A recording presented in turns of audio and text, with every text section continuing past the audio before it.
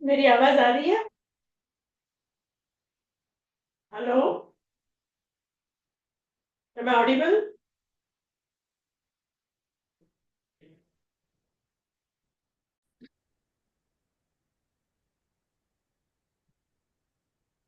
मेरी आवाज आ रही है आप लोग को? हाँ मैम, आ रही है। जय श्रींद्र मैम। हेलो। हेलो, आ रही है मैम। अच्छा, बीच में डिस्कनेक्ट हो गया था, मैं कब से पूछ रही हूँ। नहीं मैम, इतनी देर आवाज नहीं आई मैम, हमको लगा आप बिजी होंगी। अच्छा अच्छा। इतनी देर आवाज नहीं आई। Okay okay okay.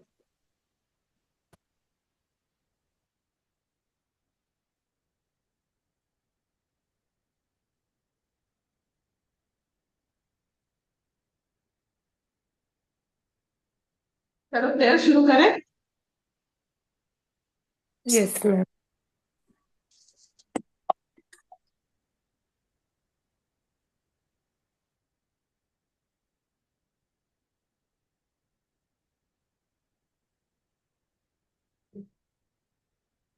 नमो हरिहंताणं, नमो सिद्धाणं, नमो आयर्याणं, नमो उवझायं, नमो लोये सभसं, ऐसो पंच नमस्कारो सर्वपापप्रणाशनो मंगलाणं च समावेशि परमं भवनि मंगलम्, परमं भवनि। सबको जय जिनेन्द्र। जय श्रींद्र मैम। हाँ बोलिए, अभी क्या प्रॉब्लम है किसी को कुछ टाइमिंग्स के रिलेटेड ये वो? क्योंकि मैसेज आप डालते हो जब हम बात करते तब आप लोग नहीं बोलते हो, तो फिर इनकम्प्लीट रह जाता है बात। कुछ है तो बता दीजिए, अदरवाइज हम लोग अपना टॉपिक कंटिन्यू करते हैं।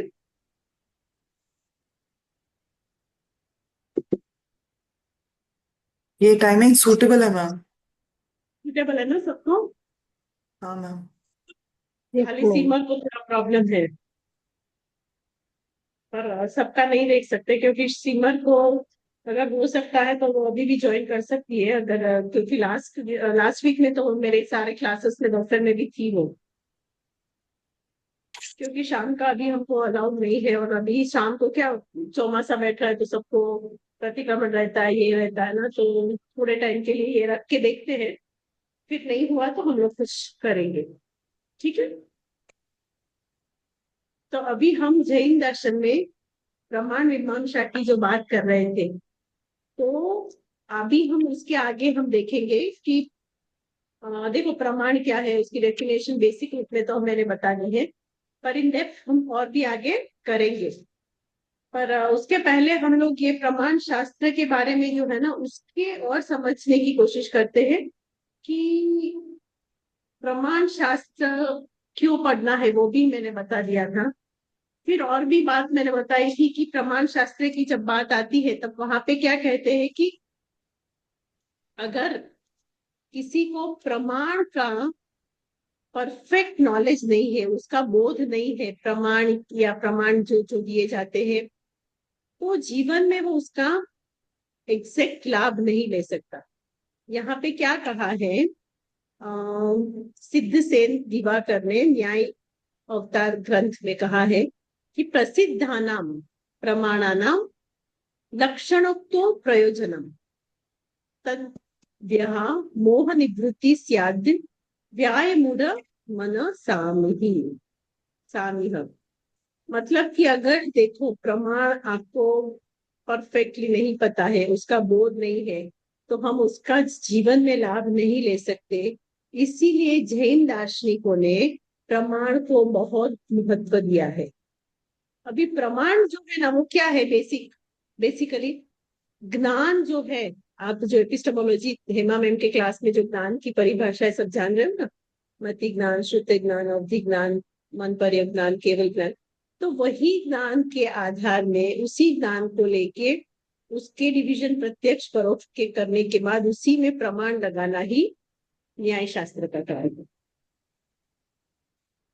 और उसी को प्रूफ के साथ, प्रमाण के साथ, लॉजिक के साथ पढ़ेंगे तो ही उसका फायदा होता है। इसीलिए कहते हैं कि प्रमाण का प्रयोजन क्या है। प्रयोजन मतलब उसका इंपॉर्टेंस क्या है। तो प्रमाण अगर हम लगाते हैं, it is a extra tool, it is a tool which we have to use. तो वो टूल यूज करके, वस्तु का ज्ञान करके, उसकी प्रवृत्ति करना, जो वस्तु है ना, जिसको जानते हैं ऑलरेडी, उसी ज्ञान को और दृढ़ बना के उसको हमें कैसे यूज करना है, उसको जानना है। तो हमने लास्ट क्लास में भी मैंने कहा था ना कि वस्तु जो हम करते हैं ना, वो दो प्रकार की होती है। कोई करने योग्य होती है और कोई नहीं करने योग्य होती है। मतलब कि कोई उपाधि होती है या हितकारी वस्तु का ज्ञान उपाधि होती है, करने योग्य होती है, तो उसको हमें करना है।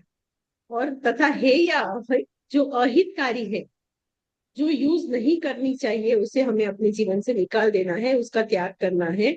तो उस तरह से दो चीजों को हमको समझना है। और वो समझ कहाँ से आएगी? प्रमाण शास्त्र से, प्रमाण मीमांसा पढ़ने से। तो प्रवृत्ति का एक दूसरा भी रूप होता है। वो क्या होता है? उपेक्षा या मध्यस्थता।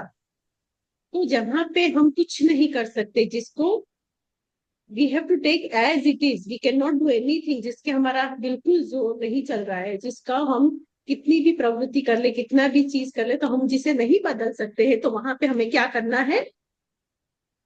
समभाव रखना है, समता रखना है, उसकी उपेक्षा करना है। तो वो होता है तीसरा रूप। पर पहले जो दो रूप है, उसमें तो हम विवेक ज्ञान के माध्यम से सच क्या है, गलत क्या है, किसे हमें लेना चाहिए, किसे हमें छोड़ना चाहिए, वो तो हम कर सकते हैं ना। तो उस चीज को जो सिखाने वाला है वो प्रमाण शास्त्र है। तो जैन दर्शन में अभी क्या कहते हैं कि ज्ञान को ही प्रमाण माना गया है। ज्ञान जो है ना, पांच ज्ञान की अभी मैंने जो बात की, उसी को प्रमाण माना गया है। परंतु वो ज्ञान कैसे होना चाहिए? तो वहां पे कोई भी संशय नहीं होना चाहिए, विपर्य नहीं होना चाहिए, अन्य अध्यवसाय नहीं होना चाहिए। ये सारी चीजों की डेफिनेशन भी मैंने लास्ट वीक में आप लोग को दी थी। तो इन सब से रहित होना चाहिए। तो ही क्या होगा? मैम एक तो मोक्ष के मैम साधन यूज होगा। मैम एक बात पूछनी थी। आप कौन सी बुक प्रिफर कर रहे हैं मैम? मतलब डॉक्टर धर्मचंद जैन द्वारा ऑथर उनके मेरे है ना तीन प्रमाण। चार किताबों में से लेने वाली हूँ। Doctor Dharmchand okay. जी की भी लूंगी और दूसरी दो भी है, वो भी लूंगी। तो डॉक्टर धर्मचंद जी की तो मेरे ख्याल से सॉफ्ट कॉपी है अवेलेबल, आप चेक कर लेना ना एक बार। अ, उसका नहीं, नाम तो मैंने पहले क्लास। हाँ, हम सब लोग डॉक्टर धर्मचंद जैन की मंगाने, मतलब मैंने मंगाई है। फिर मैंने कहा अच्छा। इसमें सेम है तो फिर सब लोग भी वो ही मंगाएंगे। तो पर मैं वो एक अगर ही हम नहीं वो लूंगी, उसका रेफरेंस नहीं दूंगी उसमें से। नॉट हाँ, वो सारी बातें मैं जैसे जैसे लेती जाऊंगी ना, उसमें से आपको बताती जाऊंगी। पर एक ही किताब नोट्स नहीं तो लूंगी, आपके क्योंकि सारी नोट्स चीजें। आपके प्रिपेयर कर लेंगे मैडम। मैडम नोट्स तो आपके देख लेंगे, हम सब उसमें से पढ़ लेंगे नोट्स। बट एक बुक हमारे पास हो तो वो डॉक्टर धर्मचंद जैन की सही रहेगी क्या? वो भी लेनी है। और दूसरी मैं आपको नाम बोलती हूँ प्रमाण शास्त्र के लिए, और जो लास्ट क्लास में मैंने लिया था ना, वो दूसरी किताब है। तो वो भी मैं आपको नाम बता देती हूँ, वो भी बहुत अच्छी है, तो वो भी आप ले सकते हो। ठीक है, तीन तीन बुक है, तीन चार बुक है, उसमें से मैं थोड़ा थोड़ा सब में से लूंगी, तो जिसमें से जो कॉन्टेक्ट लूंगी ना वो आपको मैं बता दूंगी। ठीक है, आगे ओके बढ़े। ओके। तो अभी हम यहाँ पे कह रहे थे, वैसे मोक्ष के साधन रूप अगर हमको चाहिए तो वो क्या है? मोक्ष का साधन क्या है? सम्यक दर्शन। सम्यक दर्शन के बगैर तो मोक्ष प्राप्त होता ही नहीं है। तो सम्यक ज्ञान जो होता है ना, वो ही प्रमाण होता है मोक्ष प्राप्त करने के लिए।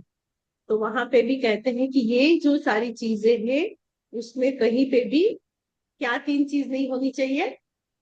कोई संशय नहीं होना चाहिए, विपर्य नहीं होना चाहिए, और अनध्यवसाय यानी कि अनिश्चितता से रहित होना चाहिए। ऐसा जो ज्ञान होता है, उस ज्ञान को क्या कहते हैं?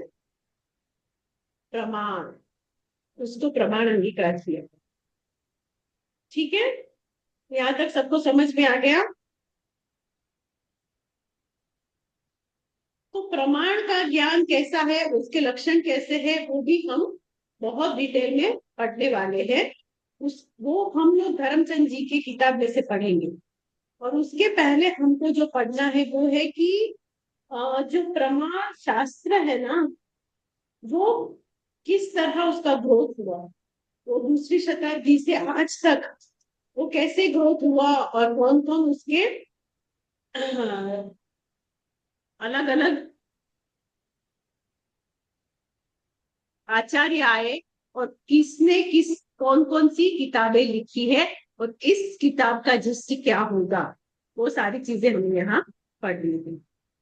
तो बेसिकली हम देखे ना, तो दूसरी शताब्दी से प्रमाण शास्त्र का सर्जन प्रारंभ हो गया। एग्जैक्टली तो देखो, भारतीय दर्शन की अब अगर हम बात करें तो प्रमाण का प्रारंभ कब हुआ ना, वो निश्चित रूप से हम नहीं कह सकते, एग्जैक्ट डेट ऐसी कुछ नहीं बता सकते हैं।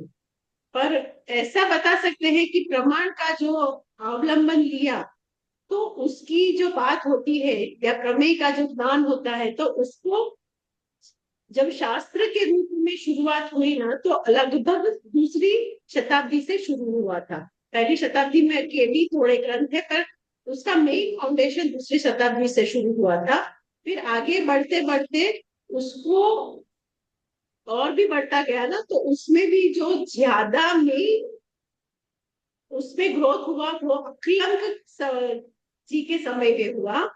तो उसको हम बोल सकते हैं कि प्राग अक्लंक प्रमाण मीमांसा क्या थी, और अक्लंक के बाद तदुपरांत प्रमाण मीमांसा क्या थी, तो उसकी बात करेंगे। तो उसके अक्लंक के बाद की आएगी 8वीं शताब्दी से 12वीं शताब्दी तक, और उसके बाद आएगा न्याय युग और आधुनिक युग, और उसके पहले की ये सारी चीजें आएगी। समझ में आया? कलंक अगर हम दूसरे की आगमों में देखेंगे, क्या कलंक आचार्य की कौन से शताब्दी से कौन से शताब्दी तक मैम? दूसरी शताब्दी से शुरू हो जाएगा। तो दूसरी शताब्दी से मतलब अक्लंक देव जो आए ना, वो लगभग 8वीं शताब्दी, मतलब उसके पहले का जो भी शास्त्र है ना, उसको हम बोलेंगे प्राग अक्लंक प्रमाण मीमांसा। मतलब अक्लंक की प्रमाण मीमांसा के पहले, प्राग प्राग मतलब उसके पहले। और दूसरा जो डिवीजन है ना, वो अक्लंक एवं तदुत्तरवर्ती प्रमाण मीमांसा। मतलब अक्लंक के बाद का जो हुआ ना, वो 8वीं शताब्दी से 12वीं शताब्दी के बीच की जो सारे ग्रोथ हुए वो आएगा। और उसके बाद आएगा नव्य न्याय युग, यानी कि आधुनिक युग का युग में जो जो रचनाएं हुई उसके बारे में आएगा। अभी हम भारतीय दर्शन के रूप से देखें ना, तो गौतम के न्याय सूत्र में सर्वप्रथम कन्नाद, गौतम के न्याय सूत्र है, कन्नाद का वैशेषिक सूत्र है, कपिल का सांख्य सूत्र है, ब्रह्म सूत्र किसका है? बादरायण का। ये सारे नॉन जैन की बात कर रही हूँ। ऐसे मीमांसा की रचना भी जेमिनी ने की है। तो इस प्रकार ये सारे ग्रंथ में भी प्रमाण की चर्चा हुई है। गौतम के न्याय सूत्र को भी अन्य दार्शनिक ग्रंथों में भी उसके बारे में बहुत समझाया गया है। पर इस सब के साथ साथ जो बौद्ध दर्शन में हुआ और जैन आगम में हुआ, तो अनुयोग सूत्र जो है ना जैन का, उसमें प्रमाण या शास्त्रीय की डिटेलिंग बहुत उपलब्ध है। और इस बात को आगे बढ़ाते हुए कहते हैं कि जैन प्रमाण मीमांसा की व्यवस्था में 5वीं शताब्दी, नहीं 5वीं शताब्दी से पहले दूसरी शताब्दी में क्या क्या चीजें आती है, अब पहले हम उसको देखते हैं, ठीक है। दूसरी शताब्दी से 7वीं, फिर 8वीं से 12वीं और फिर आगमनी। क्लियर है ये 3 डिवीजन? जो प्राग अकलंक है वो कब है? दूसरी से 7वीं, और उसके बाद का 8वीं से 12वीं। और ये क्लियर है ना आपको? Yes ma'am. और नवीन वाला अभी तक हाँ, 8वीं से 12वीं और 12वीं से बाद में अभी तक नवीन। उसके बाद नवीन। हाँ, यस। नवीन और आगे, नवीन और आगे क्या बोलेंगे? नवीन नव्य न्याय युग बोलेंगे, अथवा तो आधुनिक युग बोलेंगे, आधुनिक युग।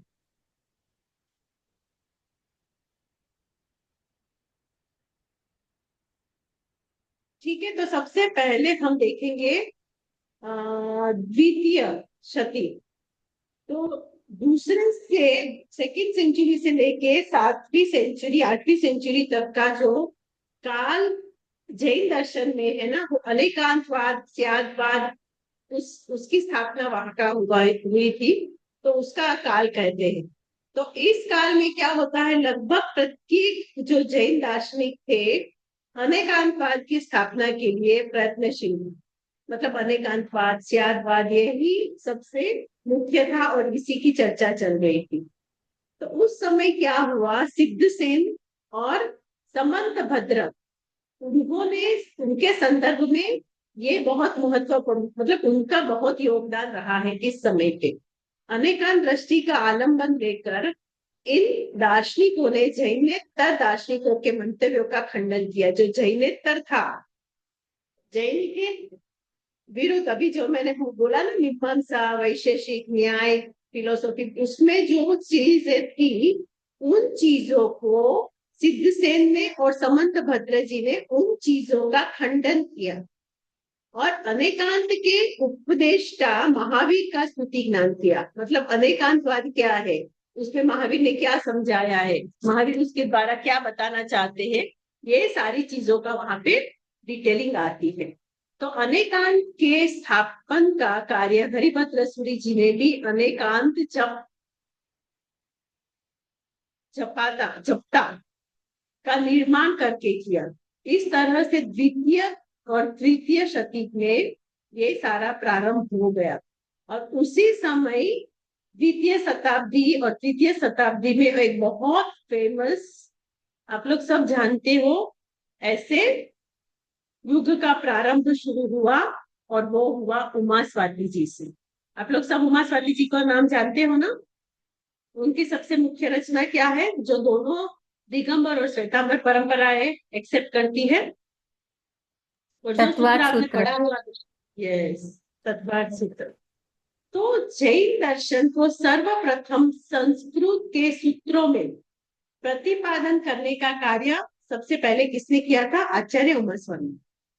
उमा स्वामी कहो, उमा स्वाति कहो, दोनों एक ही है। और उमा स्वाति को और बहुत सारे नाम से भी वो जाने जाते थे, रुद्रपीठ, आपको पता होगा। तो उन्होंने क्या किया, उन्होंने तत्वार्थ सूत्र को संक्षिप्त रूप में जैन दर्शन के जो भी तत्व थे उन सारे तत्वों को प्रकाशित किया और उसको मोक्ष का मार्ग बताया। मोक्ष मार्ग कैसे प्राप्त हो सकता है, उन सारी चीजों को वहां उन्होंने बताई। इसीलिए तत्वार्थ सूत्र का दूसरा नाम मोक्ष शास्त्र भी पड़ा। तो यहाँ हम उसकी बात क्यों कर रहे हैं, क्योंकि ये जो शास्त्र है ना, उसमें प्रमाण और नई की चर्चा भी बीज रूप से हुई है। और इसी सूत्र में ये सारी बातें अंकुरित के रूप में प्रफुल्लित हुई, मतलब अंकुर के रूप में, बीज के रूप में, यहाँ से ही वो सारी बात शुरू होती है। इसीलिए तत्वार्थ सूत्र बहुत इंपॉर्टेंट बताया गया है दोनों दिगंबर और श्वेतांबर परंपराओं। और इसके 10 अध्ययन है, ये सारे अध्ययन में जो बातें होती है वो सब यहाँ पे हमें डिस्कस नहीं कर रही हूँ, क्योंकि आप लोग सबको सब जानते हो। पर एक चीज बताऊंगी कि जो प्रथम 2 ज्ञान जो थे ना, उसको परोक्ष का प्रमाण दिया है, और अंतिम 3 ज्ञानों को उन्होंने क्या कहा है, प्रत्यक्ष का प्रमाण दिया है। प्रत्यक्ष, क्योंकि हम प्रमाण की डिस्कशन कर रहे हैं ना, तो इसीलिए ये बताना जरूरी कि प्रत्यक्ष किसको कहा है और परोक्ष किसको कहा है। और प्रत्यक्ष और परोक्ष के रूप में यही प्रमाण विभाजन जैन न्याय में आगे बढ़ता गया। इसीलिए उमा स्वाति ने तत्वार्थ सूत्र में अनुमान प्रमाण का उल्लेख नहीं कर किया है। इसके अलावा भी अनुमान प्रमाण है, आगम प्रमाण है, बहुत सारे अलग अलग प्रमाण है, तो उन सारी चीजों का उन्होंने यहाँ पे उल्लेख नहीं किया है। 2 ही प्रमाण के उल्लेख किए हैं, कौन कौन से, प्रत्यक्ष और परोक्ष। ठीक है। फिर अनुमान प्रमाण का जो पक्ष है, हेतु है, उदाहरण है, उनके जो अवयव है, उनके जो आधार है, वो सारी चीजों का प्रयोग करते हुए उन्होंने एक उदाहरण दिया। उस उदाहरण के बेस पे जैन शास्त्र में उसकी भाष्य हुई, टीका हुआ, वर्तिका हुई। तो तत्वार्थ सूत्र की कौन कौन सी और टीकाएं है आपको पता है ना? सर्वार्थ सिद्धि का नाम सुना है? सर्वार्थ सिद्धि टीका पूज्यपाद देवनंदी की, उन्होंने 5वीं शताब्दी में तत्वार्थ सूत्र के ऊपर ही, हाँ बोलिए सविता जी, टीका लिखी है, उसका नाम है सर्वार्थ सिद्धि। फर्स्ट सेम में पढ़ा था आपके ही सब्जेक्ट में, टीकाएं, चूड़नी, ये सब उसमें था स्वार्थ। हाँ, और दूसरी कौन सी है तत्वार्थ के ऊपर? अक्कलंग जी तत्वार्थ ने अधिगमन। लिखी है। हाँ, हाँ, तत्वार्थ अधिगमन, तत्वार्थ तत्वार्थ अधिगमन। अधिगमन, ऐसा जी ने बोला ना। राजवर्तिका, हाँ, तत्वार्थ राजवर्तिका। राजवर्तिका, यस। और एक है सब भूल गए विद्यानंद जी ने मैं। लिखी है, तत्वार्थ श्लोक वर्तिका। ठीक है। यस। तो ये तत्वार्थ सूत्र पर सिद्ध सेन गणी और हरिभद्र जी ने भी टीका लिखी है।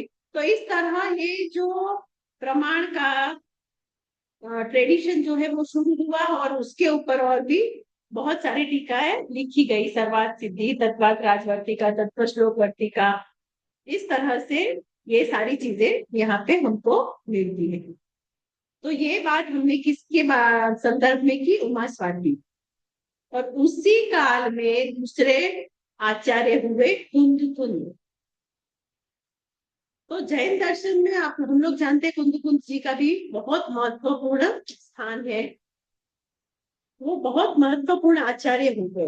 उन्होंने क्या बताया था, आप लोग ने समय सार में पढ़ा ना, व्यवहार क्या है, निश्चय क्या है, मोक्ष मार्ग में जाने के लिए अशुभ से शुभ, शुभ से शुद्ध की तरफ जाना होता है।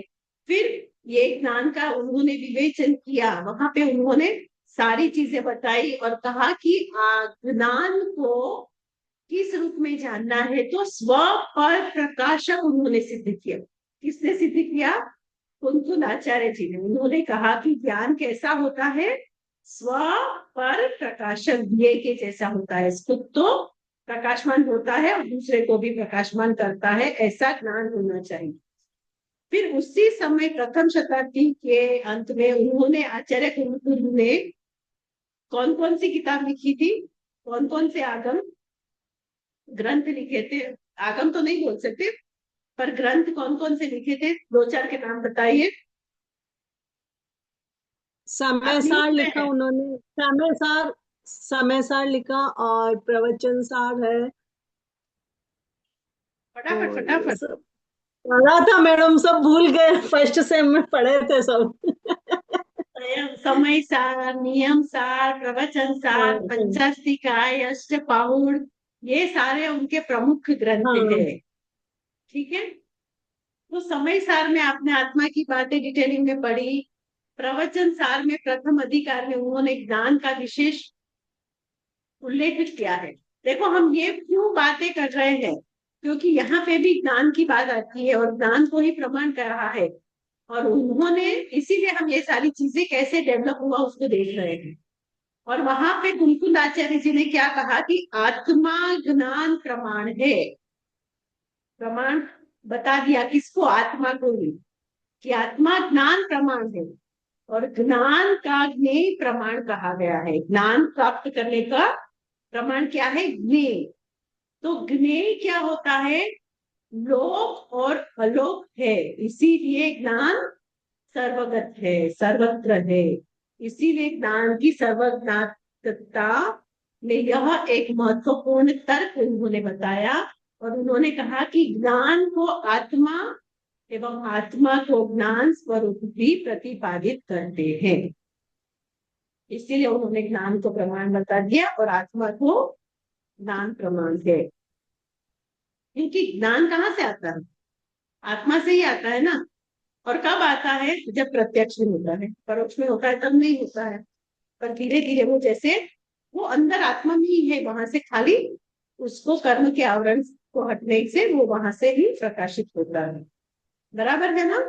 और ऑफ योर विथ मी, आगे बढ़ू। इस यस प्रकार मैम। उन्होंने कहा कि ज्ञान क्या है, सर्वगत है। ज्ञान के प्रमेय अर्थ क्यों नहीं रहेंगे अगर प्रमेय का प्रतिबिंब होकर झलकेगा। मतलब जो जानने योग्य है उसको जानना है। केवल ज्ञानी भगवान ने तो ज्ञेय को ग्रहण करते हैं, न छोड़ते हैं, न उसमें परिणमन करते हैं। फिर भी इन प्रकार ज्ञान के संबंध में आचार्य कुंद कुंद ने बहुत सारी डिटेलिंग की है। उसके आगे बढ़ते हुए हम जाएंगे सिद्धसेन दिवाकर के पास, वो जो 5वीं शताब्दी में हुए हैं। ये प्रमुख प्रमुख बोल रहे, देखो हम और तो बहुत सारे छोटे छोटे छोटे हो जाएंगे उन सारे जिन्होंने प्रमाण के बारे में बताया है, पर उतनी डिटेलिंग हम यहाँ नहीं कर सकते। इसीलिए जो मुख्य रूप से है वहां हम उसकी बातें चल रही है। तो सिद्धसेन ने क्या कहा, उन्होंने कहा कि अनेकांतवाद के साथ जैन न्याय के प्रति पास होना चाहिए। अनेकांतवाद के साथ साथ जैन न्याय को भी बहुत महत्व देना चाहिए। और यही महत्व दिया था सिद्धसेन दिवाकर जी। तो यहाँ पे वो क्या कहते हैं कि सिद्धसेन ने की रचना क्या थी, आपको याद है?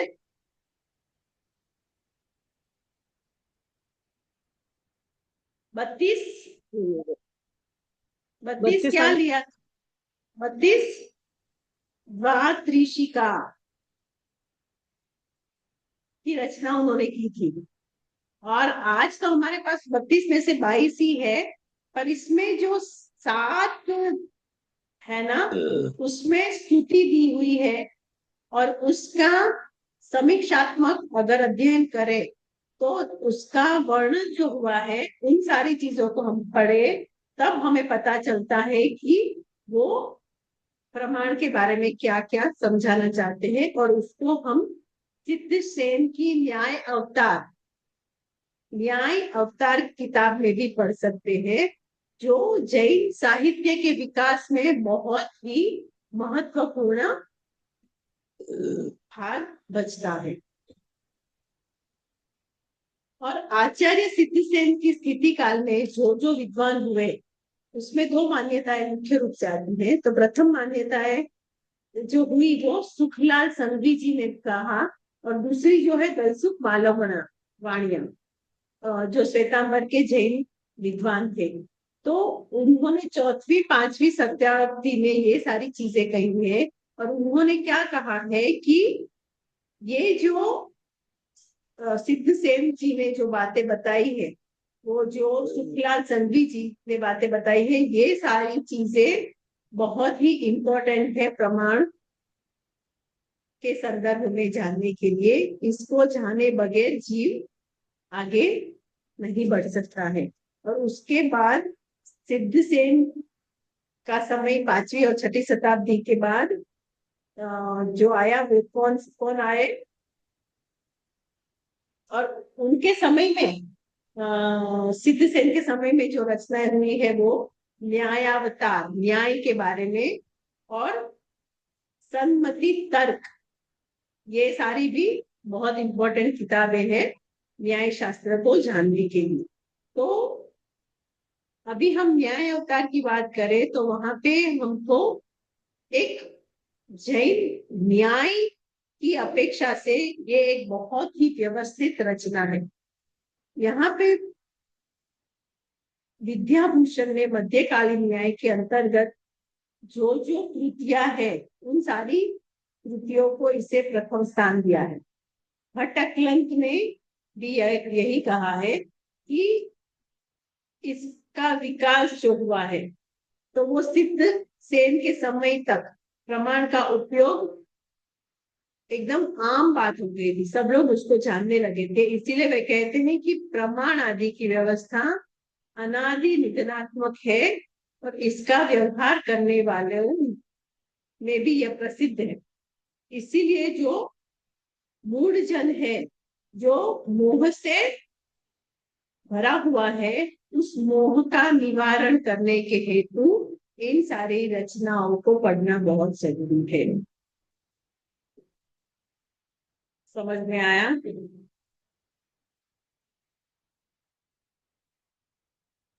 और जो सम्मति प्रकरण है ना, उसमें भी सिद्धसेन की प्राकृत भाषा में यह रचना है। इसके 166 पद्य है और इसमें 3 कांड है, मतलब 3 डिविजन्स है। और उस प्रथम कांड जो है ना, उसका नाम क्या है? नई कंडयम, नई कंडयम। फिर उसको नई कंडयम भी कह सकते हो या उसको नई मीमांसा भी कह सकते हो। फिर सेकंड जो है वो ज्ञान मीमांसा है और थर्ड जो है वो ज्ञेय मीमांसा है। तो इस तरह सम्मति प्रकरण में भी सिद्धसेन ने अपने समय तक जितनी प्रचलित हुई, जितनी चर्चित दार्शनिक अभिमतों का बात हुई, उसको अनेकांत दृष्टि से यहाँ पे उसको उन्होंने परीक्षण किया है और इसमें उन्होंने सारी चीजें बता दी है। फिर आएगी 6ठी शताब्दी में समंत भद्र। ये हमने अभी जिसकी बात की वो कौन थे? हम अभी किसकी बात कर रहे थे? सिद्धसेन दिवाकर जी की। और उनका समय कौन सा था? 5वीं शताब्दी। अभी विद्या छठी। का कर रहे थे ना हाँ मैम? हाँ, विद्याभूषण जी का कर रहे थे ना मध्यकालीन में? क्या मुझे आपकी आवाज सुनाई नहीं दे रही? क्या बोल रहे हो? विद्याभूषण जी का कर रहे थे मैम मध्यकालीन अभी तो हम। हाँ, मतलब उनके समय में भी जो भी रचनाएं हुई वो सिद्धसेन दिवाकर जी की उसके अंतर्गत ही हुई। तो और वो सारी चीजें वही सेन की बताते हैं। तो यहाँ तक आया अपना 5वीं शताब्दी। अब हम जाएंगे 6ठी शताब्दी के तरफ। तो 6ठी शताब्दी में कौन बहुत फेमस हुआ था? वो थे समंत भद्र। तो समंत भद्र की विचार दृष्टि भी सिद्धसेन दिवाकर के जैसे अनेकांतवाद से ओतप्रोत है, पर उसकी जो द्वात्रिशिंकाएं है उस पर समंत भद्र जी भी स्तुति परक संस्कृत काव्य की रचना करते हैं, समंत भद्र जी ने। और उन्होंने क्या कहा है कि ये जो दार्शनिक रचनाएं उपलब्ध है उसकी 3 रचनाएं बहुत प्रमुख है जो समंत भद्र जी ने लिखी है। वो कौन कौन सी है? आप्तमीमांसा, युक्ति अनुशासन और स्वयंभू स्तोत्र। आप्तमीमांसा, युक्ति अनुशासन, युक्ति युक्ति जो कहते हैं युक्ति अनुशासन, और स्वयंभू स्तोत्र। और उसमें जो प्रथम 2 कृतियां है ना, वो जैनेतर दार्शनिकों का उपस्थान स्थापन कर उनमें रही कमियों को प्रस्तुत करता है। आत्ममीमांसा है और युक्ति अनुशासन है। तो जैन के अलावा जो दार्शन जो ग्रंथ थे ना, जैनेतर जिसको बोलते हैं, उसमें जो जो इनकम्प्लीटनेस है, जो जो चीजें बराबर से नहीं थी, उन सारी कमियों को पूरी करते हुए उन्होंने ये तो रचना की है। समझ में आया? उन कमियों को इसमें कंप्लीट किया है और आपकी स्तुति भी यहाँ पे उन्होंने कर दी है। इसीलिए समंत भद्र के स्थिति काल के संबंध में थोड़ा विवाद भी चलता है कि यहाँ पे लिखा है कि नहीं वो 6ठी शताब्दी में है, पर कहीं और भी बातें भी आपको मिलेगी, वहां पे उसका भी मिलेगा। पर जुगल किशोर जी मुख्तार ने अनेक युक्तियां देकर पूज्यपाद और सिद्धसेन के से पूर्व 2री शताब्दी में रखते हैं, और उस प्रकार इनको दूसरे और समय में भी हुआ था, वो बात भी होती है। तो अभी आप्तमीमांसा देखोगे तो उसमें 114 कारिकाएं हैं, और उसके नाम के अनुसार इसमें आप्त की मीमांसा की है। आप्त मतलब केवल ज्ञानी, जिन्होंने सारी चीजें देख लिए, उनकी स्तुति है। तो आप्त को समंत भद्र ने निर्दोष बतलाया है और उनकी वाणी को युक्ति शास्त्र से अविरुद्ध कहा। और युक्ति शासन में 64 पद है, 64 पद्य है, पद्य। और उसमें स्तुति प्ररक ये काव्य है, और उसमें युक्ति पूर्वक जो जैन दर्शन की परीक्षा है हुई, आप्त ने जो वचन बोले उनको सिद्ध करते हुए ये सारी ये रचना हुई है। देखो अब एक लिखी है, तो दूसरा स्वयंभू स्तोत्र हमको डिस्कस करना है, उसके रिलेटेड हम कल वहां डिस्कस करेंगे, नहीं तो ये अभी सडनली बंद हो जाएगा क्लास। ठीक है, इस तरह उसका ग्रोथ हो रहा है प्रमाण शास्त्र का, और ये सारी जो मैं बातें कर रही हूँ वो प्रमाण शास्त्र के रिलेटेड ग्रंथ ही है। और किसी को कुछ डाउट है? स्वयंभू स्तोत्र से हम लोग कल डिस्कस करेंगे, और उसके बाद आएगा 5वीं शताब्दी में और भी मल्लवादी क्षमा श्रमण हुए, उनकी रचनाओं के बारे में डिस्कस करेंगे। ठीक है, एनीथिंग एल्स? आप म्यूट में हैं, अनम्यूट हो जाए इंदिरा जी।